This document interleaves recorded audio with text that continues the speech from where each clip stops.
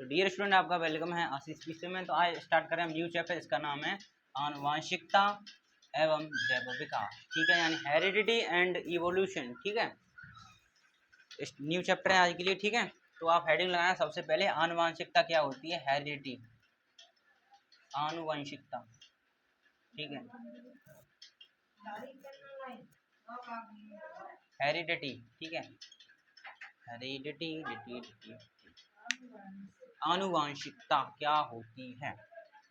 तो देखें, देखो, आनुवांशिकता उसे बोलते हैं, ध्यान से देखेंगे, माता पिता से संतानों में लक्षणों का स्थानांतरण होना आनुवांशिकता कहलाता है। मतलब बोलते नहीं है, ये अपने पिताजी पे गया है, ये अपनी मम्मी पे गया है। कैसे पता करें आप? उसके लक्षण देख के पता करें। अरे इसका चेहरा मम्मी पे गया, इसकी आंखें पापा पे गए हैं। कहने का मतलब जो लक्षण है संतानों में कुछ माता पिता से मिलते हैं। मतलब संतानों में कहाँ से आ गए? उन्हीं से तो आए हैं। जो लक्षण संतानों में माता पिता से आ जाते हैं उन्हें हम क्या बोलते हैं? आनुवांशिकता बोलते हैं। तो हम क्या लिखेंगे? माता पिता से संतानों में लक्षणों का स्थानांतरण होना या ट्रांसफर होना क्या कहलाएगा? आपका आनुवांशिकता कहलाएगा। तो आप लिखोगे क्या? माता पिता से संतानों, ठीक है, माता पिता से संतानों में लक्षणों का स्थानांतरण होना, माता पिता से संतानों में लक्षणों का स्थानांतरण होना आनुवांशिकता कहलाता है। आनुवंशिकता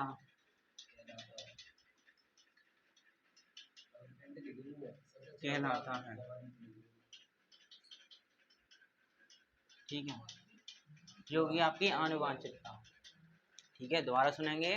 माता पिता से संतानों में लक्षणों का स्थानांतरण होना, स्थानांतरण मतलब ट्रांसफर होना एक जगह से दूसरी जगह पर। ठीक है, उसे आप क्या बोलोगे? आनुवांशिकता कहलाता है या कहते हैं। ठीक है, अब पेपर में पूछे आनुवांशिकता किसकी वजह से होती है। ठीक है, कारण क्या है? कारण है आपका गुणसूत्र। ठीक है, सुने होंगे, इसमें पढ़ोगे। गुणसूत्र पुरुष में सुना होगा आपने, पुरुष में कौन सा होता है? ये एक्स वाई गुणसूत्र होता है। और ठीक है, हाँ, इन्हीं की वजह से आपकी आनुवांशिकता होती है। तो आप क्या लिखो? आनुवांशिकता किसकी वजह से होती है? आप लिखना आनुवांशिकता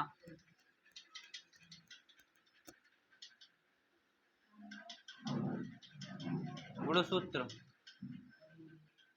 ठीक है, जैसे आप जीन भी कह सकते हैं। ठीक है, ये कारण होती है। ठीक है, आनुवांशिकता गुणसूत्र के कारण होती है।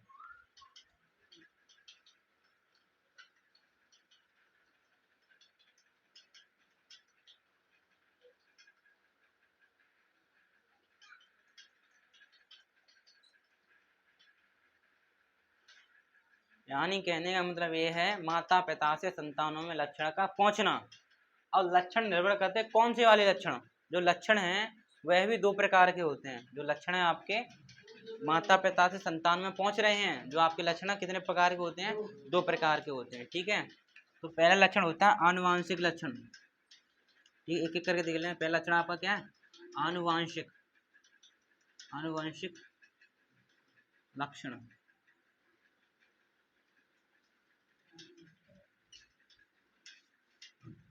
आनुवांशिक लक्षण, देखो, आनुवांशिक लक्षण आप उसे बोलोगे जो लक्षण माता पिता से जन्म के समय संतानों में पहुंचते हैं, उसे आप बोलोगे आनुवांशिक लक्षण। कहने मतलब परिभाषा ही इसकी वो परिभाषा बन गई। ठीक है, तो ये लक्षण कौन से हैं? जो लक्षण माता पिता से जन्म के समय संतान में ट्रांसफर होते हैं उसे आप क्या बोलोगे? आनुवांशिक लक्षण बोले। जैसे कि आँखों का रंग, लंबाई, चेहरा, बोलते हैं पिताजी पे गया, वगैरह वगैरह। ठीक है, और हेयर हो गए, या बाल सफ़ेद पड़ जाते हैं, बोलते नहीं है इसका आनुवंशिक कारण हो सकता है या फलाना कारण हो सकता है। घर में आपके किसी के अगर बाल सफेद रहे होंगे तो आपके भी पड़ सकते हैं, आनुवंशिक कारण जो है। हाँ ठीक है, तो आनुवंशिक लक्षण क्या होंगे आप लिखना, वे लक्षण जो जन्म के समय माता पिता द्वारा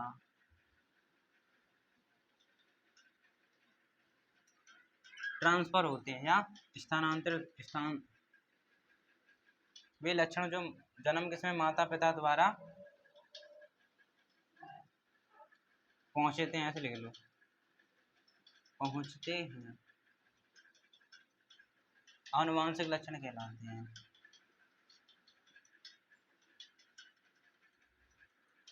आनुवंशिक लक्षण कहलाते हैं।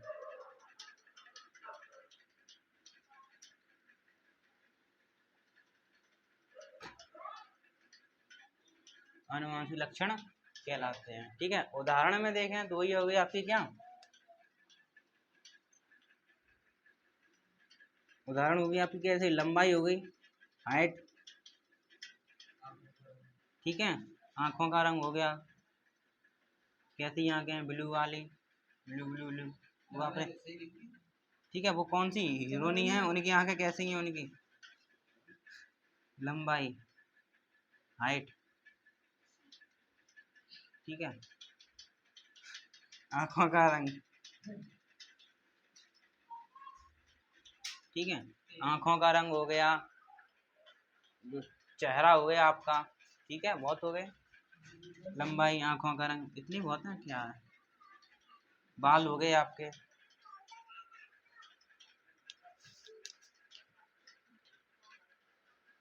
ये तो लिखा नहीं, माता पिता द्वारा पहुंचते हैं, कहाँ पहुंचते हैं, संतानों में,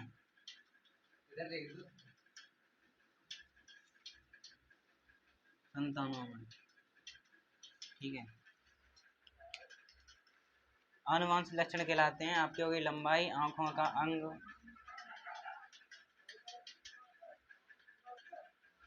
और कपाल वगैरह वगैरह, ठीक है। हाँ, और भी हैं आपके, जैसे चेहरा, अच्छा ये लक्षण, हाँ दो प्रकार के हैं आपके, एक तो आनुवंशिक लक्षण हो गए, एक है आपके उपार्जित लक्षण, वह भी देखेंगे, ठीक है, सुधार करेंगे, अंग की जगह रंग नहीं लगाएं, रंग ही लगाएं, ठीक है। तो हमने देखा था जो लक्षण हैं आपके दो प्रकार के होते हैं, पहले हमने स्टडी की आनुवंशिक लक्षण के बारे में जो माता पिता से जन्म के द्वारा जन्म के समय स्थानांतरित होते हैं, ठीक है। अब दूसरे लक्षण आपके उपार्जित लक्षण, ठीक है।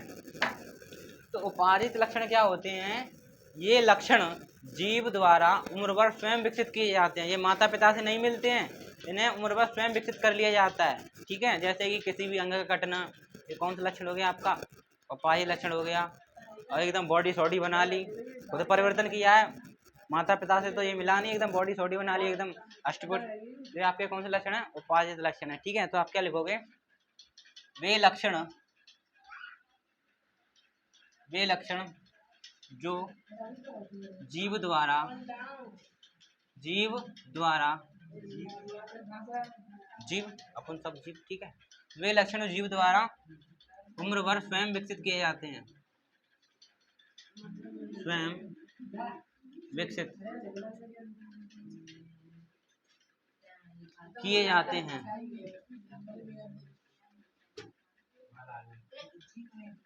ठीक है, उपार्जित लक्षण कहलाते हैं,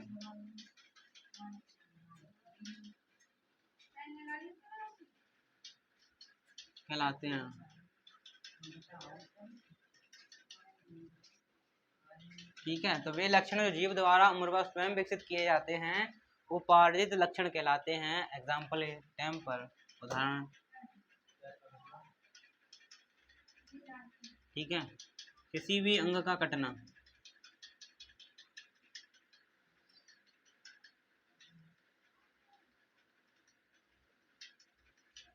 या बॉडी सॉडी बनाना, ठीक है, एकदम सुडोल, एकदम बलिष्ठ अपने शरीर को कर लेना, ठीक है, ये परिवर्तन यही आपके क्या उपार्जित लक्षण है, ठीक है। तो उसको नोट करेंगे। तो हमने इतनी बातें देखी, ठीक है। तो अब आप देखना जो आनुवांशिक शब्द है, चलो देख ले रहे हैं। जो आपका आनुवांशिक शब्द है, एक वैज्ञानिक था बेटसन, उसने दिया था, ठीक है, 1906 में, देख लिया, ठीक है। ठीक है, तो देख लेना, लिखा तो लिख लो, ठीक है। आनुवांशिक शब्द किसने दिया? आनुवंशिक, आनुवांशिक शब्द किसने दिया? आपका बेटसन ने दिया। किसने? बेटसन ने। 3.5 किसने दिया? बेटसन ने दिया, ठीक है। चलो अब देखेंगे, पेपर में 1 नंबर का सवाल आता है, 1906 में दिया, कोई दिक्कत की बात नहीं। जो आपका पेपर में 1 नंबर का सवाल पूछा जाता है, आनुवांशिकता के पापा कौन हैं, यानी फादर कौन है, जनक कौन है, ठीक है। तो आप लिखना फादर ऑफ हेरिडिटी या फादर ऑफ आनुवांशिकता। तो आप क्या लिखना? आनुवांशिकता के जनक। नो नो नो, नाम इन्होंने दिया था, शब्द जो आनुवांशिक शब्द है इन्होंने दिया था बेटसन ने, ठीक है। लेकिन जो आनुवांशिकता का जनक है उसको आप मानोगे ग्रेगर जॉन मेंडल, ठीक है। आनुवांशिकता के जनक यानी फादर ऑफ आनुवांशिकता, ठीक है। 1 नंबर में पूछा गया है बहुविकल्पीय में, ठीक है। तो आनुवांशिकता के जनक कौन है? आपके हैं ग्रेगर। कौन? Gregor John Mendel, not Mendel, it is a Mendel, ठीक है। Mendel, Mendel, Mendel. तो आनुवांशिकता के जनक कौन है? आपके ग्रेगर जॉन मेंडल। इन्हें क्यों कहा जाता है आनुवांशिकता का जनक? क्योंकि इन्होंने एक मटर का पौधा था, उसके ऊपर उन्होंने क्या किया? एक्सपेरिमेंट किया, ठीक है, जिस वजह से इन्हें आनुवांशिकता का जनक कहा जाता है, ठीक है। क्यों कहा जाता? आप लिखना, इन्होंने क्या किया? इन्होंने मटर के पौधे पर एक्सपेरिमेंट करे, यानी अनुप्रयोग किए। इन्होंने मटर के पौधे पर अनुप्रयोग किए,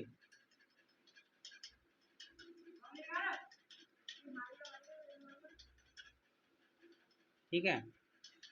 इन्होंने मटर के पौधे पर क्या किए? एक्सपेरिमेंट किए और कुछ नियम प्रतिपादित किए, जो आपके 3 नियम हैं, प्रभाविता का नियम, पृथक्करण का नियम और स्वतंत्र अपयुगन का नियम, ठीक है। तो इन्होंने मटर के पौधे पर अनुप्रयोग किए। पेपर में एक सवाल पूछा गया था, पहले पूछा जाता था, जो आपका आपने सुना है वैज्ञानिक नाम, मनुष्य का वैज्ञानिक नाम होमो सेपियंस, सुना है? बायोलॉजी वो वैज्ञानिक नाम नहीं सुने आपने? मनुष्य का होमो सेपियंस, कुत्ते का, बिल्ली का, मुक्का मुलत्ता, बुवालस बुबुलस, वैज्ञानिक नाम होते हैं। नहीं पता तो मटर का देख लो, ठीक है। जो आपकी मटर है इसका वैज्ञानिक नाम, इसका मटर का वैज्ञानिक नाम, मटर का वैज्ञानिक नाम होता है पाइसम, पाइसम सटाइवम, सटाइवम, हाँ, ठीक है। तो वैज्ञानिक नाम क्या है मटर का? Pisum sativum. क्या दिया है पेपर में, ठीक है। तो आपका पेपर में सवाल आएगा कि मेंडल ने मटर का पौधा ही क्यों चुना, ठीक है। तो लिखते हैं why Mendel choose pea plant, ठीक है। तो आप लिखना मेंडल द्वारा मटर का पौधा चुनने के कारण,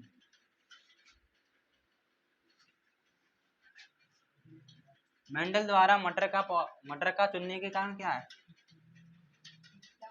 मटर का पौधा, ठीक है। एडजस्ट करें पौधा को, मेंडल द्वारा मटर का पौधा चुनने के कारण, चुनने का कारण, ठीक है। अब ठीक है, मेंडल मेंडल ही मिलेगा। 2 प्रकार के मेंडल होते हैं, एक सिलेंडर लगाने वाला और ये इनके नाम माना। तो मेंडल द्वारा मटर का पौधा चुनने का कारण, देखो क्यों चुना, ये तो आप बना के लिख सकते हो। देखो मटर के पौधे पर वो एक्सपेरिमेंट करेंगे,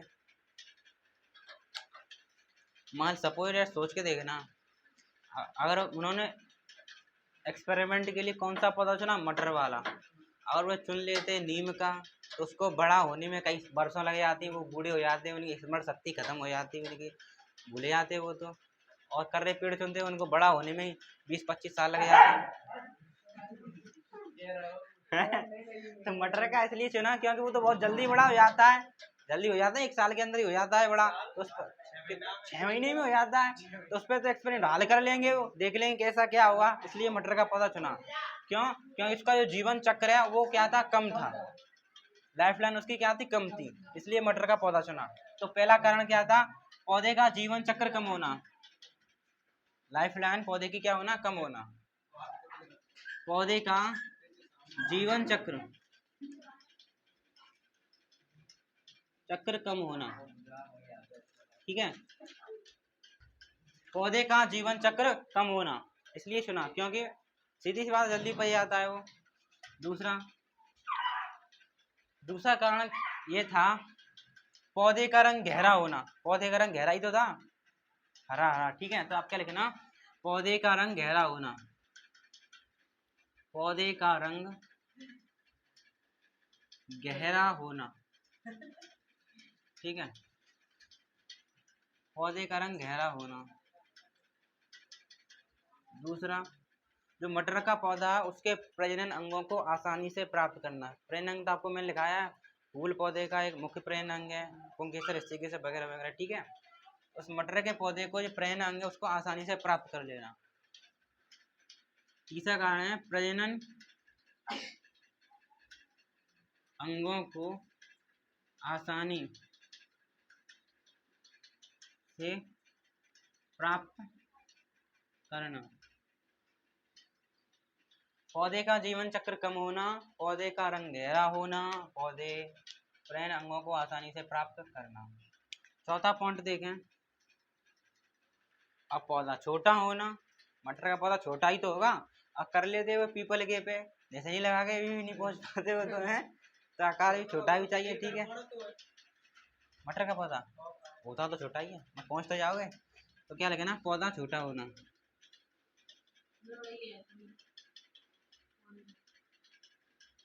पौधे का आकार छोटा होना, ठीक है,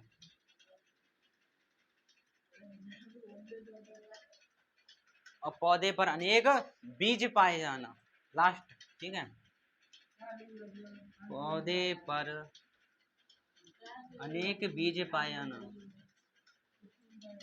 बीज पाए जाना, ठीक है, तो ये 5 आपके कारण हैं जिस वजह से मेंडल ने मटर का पौधा चुन लिया, ठीक है, पौधे की लाइफ लाइन कम होना, पौधे का रंग गहरा होना, प्रजनन अंगों को, रिप्रोडक्टिव ऑर्गन को इजीली गेन करना, पौधा स्मॉल होना, पौधे पर अनेक बीज पाए जाना, ठीक है, तो ये कारण है जो पेपर में पूछा गया है, वाई मेंडल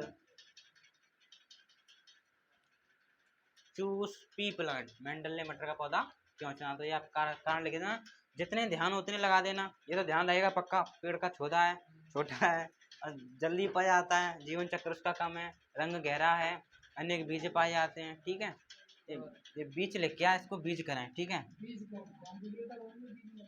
ठीक है, सुधार करें, सुधार जरूरी है, ठीक है, तो अब हम देखेंगे कुछ शब्दावली मेंडल की, क्या देखेंगे, शब्दावली, ठीक है, तो सबसे पहले आप हेडिंग लगाएं शंकर, शंकर जी नहीं, शंकर, ठीक है, शंकर, और तथा लिख लें तथा संकरण, दोनों की परिभाषा एक साथ,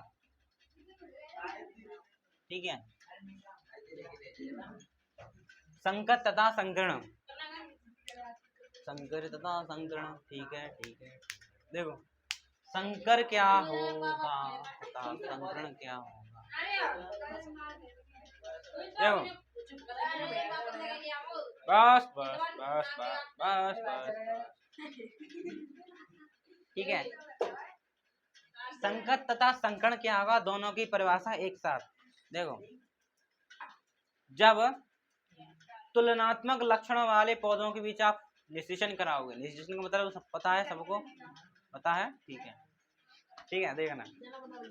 तुलनात्मक लक्षण वाले पौधे मतलब कैसे भी ले लो आप पौधे, या तो आप एक लंबा पौधा ले लो, एक नाटा पौधा ले लो, या लंबे लंबे ले लो, या नाटे नाटे ले लो, ठीक है।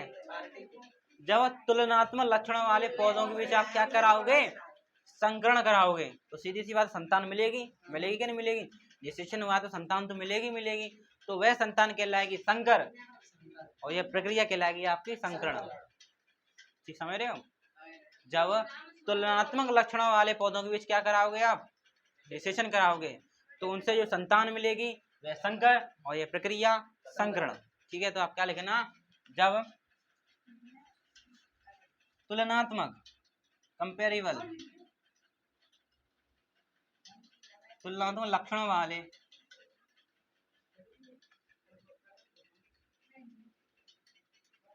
पौधों के बीच, या नर मादा भी बोल सकते हैं आप, ठीक है, लक्षणों वाले पौधों के बीच, मिडिल मध्य में, जब तुलनात्मक लक्षणों वाले पौधों के बीच निषेचन कराया जाता है, निषेचन कराया जाता है, तो जो संतान उत्पन्न होती है,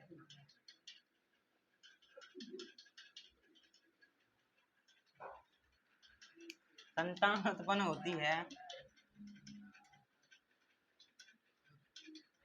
उसे संकर कहते हैं।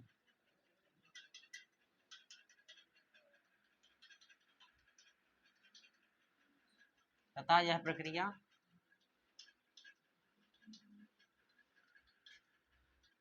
संकरण कहलाती है।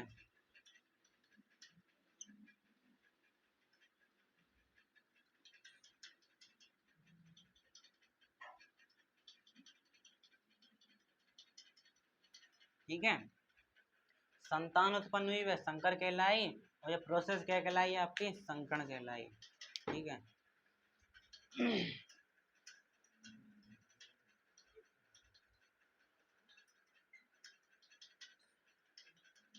हाँ, संकर तथा संकरण नोट करें।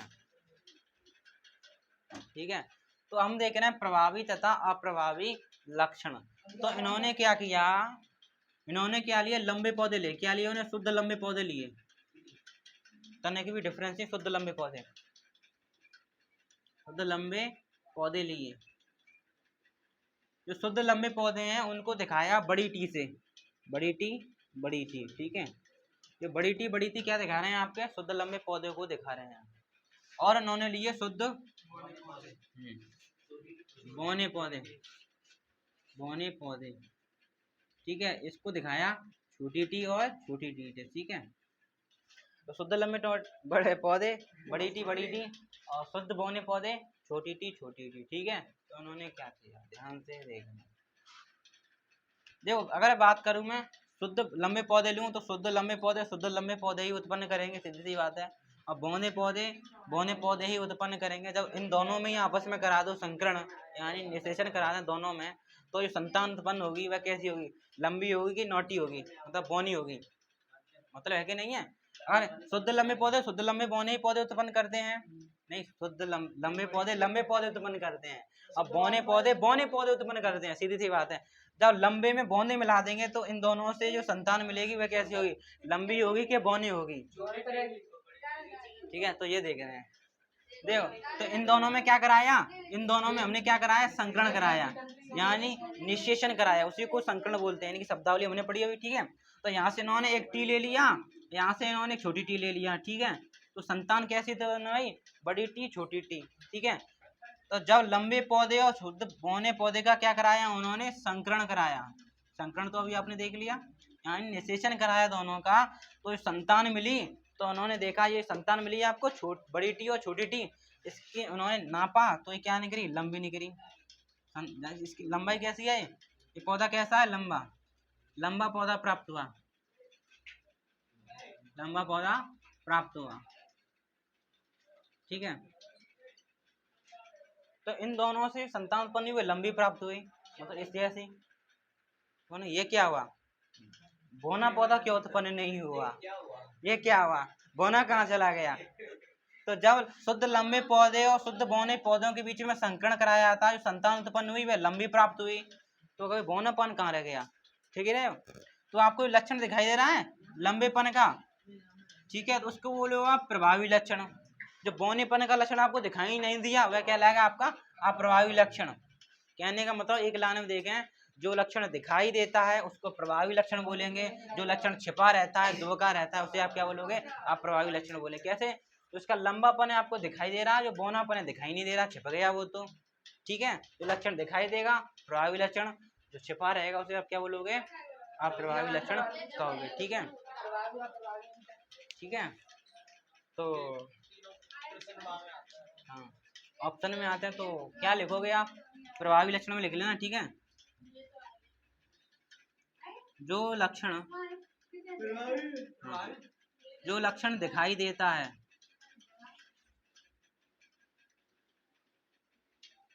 दिखाई देता है प्रभावी लक्षण कहलाता है, प्रभावी लक्षण कहलाता है। ठीक है, जो लक्षण छिपा रहता है उसे आप क्या बोलोगे, जो लक्षण, हाँ, जो लक्षण छिपा रहता है,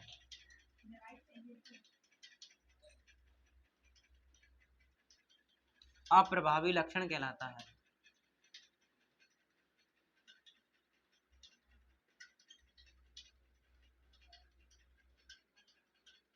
ठीक है, क्योंकि हमने देख लिया इसमें लंबापन दिखाई दे रहा, बौनापन कहाँ चला गया, वेयर इज बौनापन, छिपा हुआ है, वो है तो है, छिपा हुआ है। जो बौनापन है आपको दूसरी पीढ़ी में मिलेगा। ये कौन सी पीढ़ी है, पहली पीढ़ी है। ये माता है, मान लो ये पिता है, इन्होंने संतान उत्पन्न की पहली पीढ़ी, अब ये संतान उत्पन्न करेगी दूसरी पीढ़ी, अब वो उत्पन्न करेगी तीसरी पीढ़ी। ठीक है, तो ये कौन सी पीढ़ी है, पहली पीढ़ी। तो पेपर में सवाल आता है पहली पीढ़ी में संतान कैसे उत्पन्न हुई, लंबी उत्पन्न हुई के लंबी उत्पन्न हुई। ठीक है, नोट करना इसको ध्यानपूर्वक अच्छे से। आज के लिए इतना ही, थैंक यू।